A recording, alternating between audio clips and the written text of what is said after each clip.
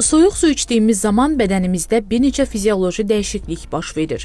İlk növbədə mədəyə daxil olan soyuq maye bədənin daxili temperaturundan xeyli aşağı olduğu üçün orqanizm onu 36-37 dərəcəyə qədər qızdırmaq üçün enerji sərf etməyə başlayır. Bu, bədənin homeostaz adlanan istilik tarazlığını qoruma mexanizmidir. Bu proses zamanı mədə və bağırsaq əzələlərində yüngül spazm, qan damarlarında isə daralma baş verir. Qan axınının azalması həzm prosesinin müvəqqəti ləngiməsinə gətirib çıxarır. Buna görə də xüsusilə yeməkdən dərhal sonra soyuq su içmək həzmin gedişini poza bilər. Soyuq su eyni zamanda qida borusu və mədə selikli qışasında yerləşən sinir respiratorlarını stimullaşdırır. Bu da bəzi insanlarda boğazda və sinədə soyuqluq, qıcolma və ya ağrı hissinə səbəb ola bilər. Yağlı qidalarla birlikdə qəbul edildikdə isə başqa bir mexanizm işə düşür. Soyuq temperatur yağ molekullarının bərkiməsinə səbəb olur və bu da lipaz fermentlərinin təsirini zəiflədir.